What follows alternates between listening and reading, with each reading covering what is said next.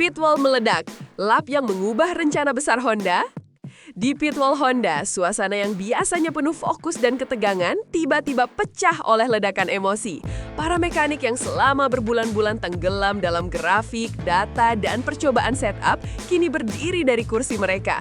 Beberapa bahkan mencondongkan tubuh ke depan seakan ingin masuk ke layar monitor. Semua hubungan. Sejak awal musim, kritikan mengalir deras ke arah Jepang. HRC dianggap kehilangan arah, mesin tidak stabil, entry corner sering goyang, dan para pembalap kehilangan kepercayaan diri. Namun cara Honda menjawab kritik bukan dengan komentar panjang di media, melainkan dengan diam.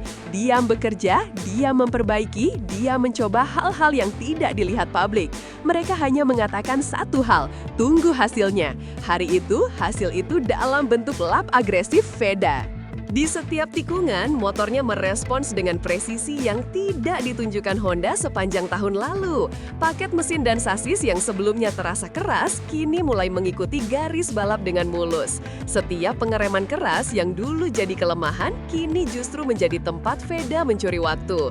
Diamnya Jepang akhirnya pecah, bukan lewat kata-kata, tetapi lewat data telemetri yang membuat semua orang terkejut.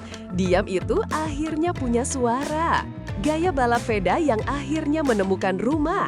Ada banyak pembalap cepat, namun sedikit yang memiliki gaya balap spesifik seperti Veda Ega Pratama. Ia agresif, tetapi tetap halus. Ia berani, namun tetap terukur. Masalahnya, gaya seperti ini tidak bisa bekerja dengan motor yang belum sempurna. Butuh paket yang stabil, responsif, dan kuat di bawah tekanan. Selama berbulan-bulan, motor Honda tidak mampu menyesuaikan diri dengan gaya unik itu. Tetapi hari ini perubahan itu terlihat jelas. Veda menikung dengan posisi ekstrim, membiarkan motor meluncur lebih dalam sebelum menarik throttle. Dan alih-alih goyah, motor justru stabil. Keagresifan Veda terjawab oleh kestabilan mesin baru. Inilah pertama kalinya dalam banyak bulan, gaya balap Veda akhirnya menemukan rumah yang cocok. Dan ketika pembalap merasa klik dengan motornya, biasanya sebuah fenomena baru akan lahir. Reaksi Pitwall bukan euforia tapi kelegaan. Ketika lap itu muncul, reaksi Pitwall bukan seperti kemenangan balapan dengan selebrasi liar. Tidak. Yang keluar justru kelegaan yang dalam. Para insinyur Jepang tersenyum kecil. Beberapa menunduk sambil menarik napas lega.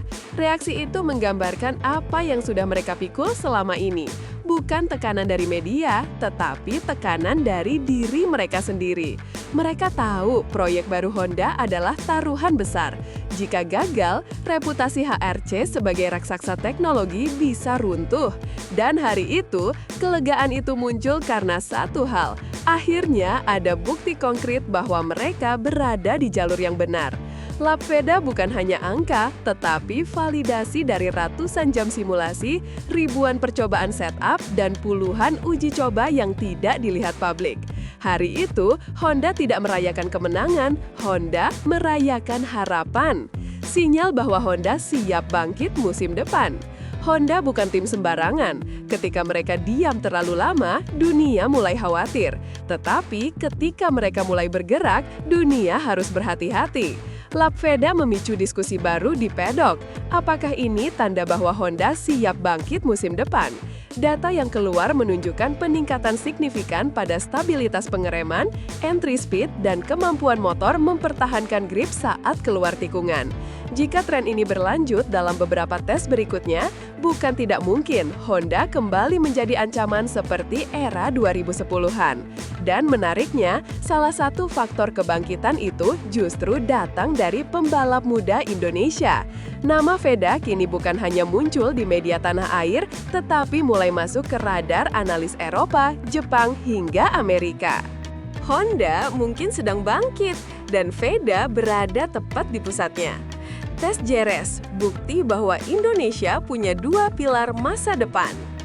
Tidak hanya Honda yang bersorak, Indonesia juga ikut bangga setelah melihat hasil tes pramusim Moto3 dan Moto2 2025 di Jerez. Veda tampil konsisten dan mengguncang 10 besar, sementara Mario Suryo Aji menunjukkan peningkatan signifikan di Moto2. Kombinasi keduanya menciptakan narasi baru. Indonesia tidak lagi sekadar mengirim pembalap ke ajang internasional. Indonesia mulai bersaing. Catatan waktu Veda 1:46,323 cukup untuk membuat pedok mulai menganggapnya ancaman.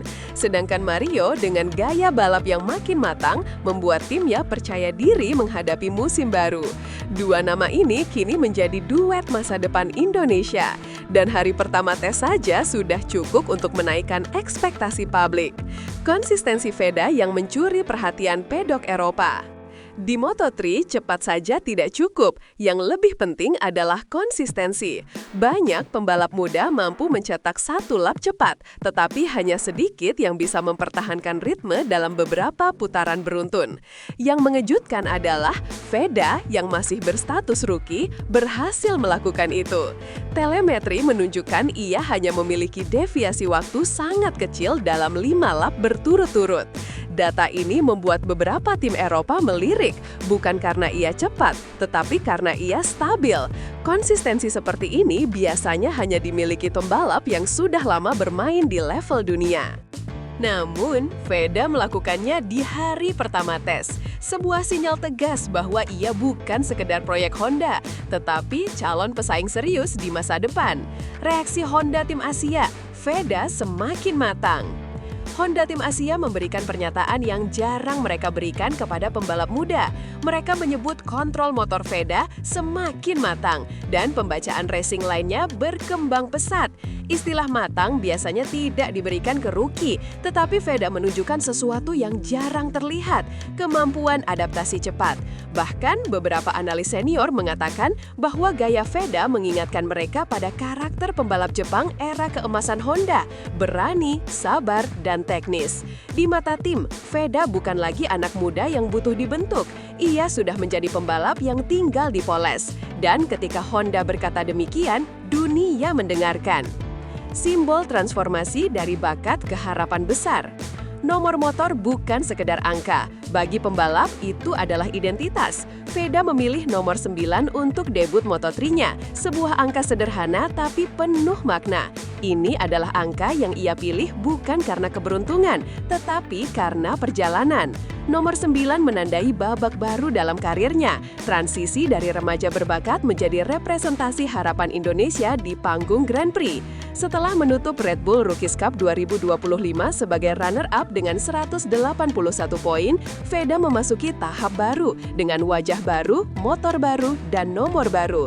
Nomor 9 bukan hanya identitas, tetapi deklarasi diam bahwa ia siap melangkah lebih jauh. Bahwa ia tidak lagi sekadar mengejar mimpi, ia sedang mewujudkannya. Bintang yang tidak menunggu masa depan, ia sedang bersinar sekarang. Dan akhirnya, semua cerita ini mengarah pada satu kesimpulan. Veda Ega Pratama bukan lagi bintang masa depan. Ia adalah bintang yang sedang bersinar sekarang. Lap yang mengguncang pit wall Honda hanyalah permulaan. Konsistensinya di Jerez, adaptasinya yang cepat, pemilihan nomor balap yang penuh makna, dan kepercayaan penuh dari Honda menjadi bukti bahwa ia telah memasuki level baru. Dunia balap jarang menyaksikan transformasi secepat ini. Tetapi ketika bakat, mental, dan dukungan teknologi bertemu, sesuatu yang luar biasa terjadi. Dan saat ini, yang luar biasa itu bernama Veda Ega Pratama. Indonesia tidak sedang menunggu generasi emas. Indonesia sudah menemukannya.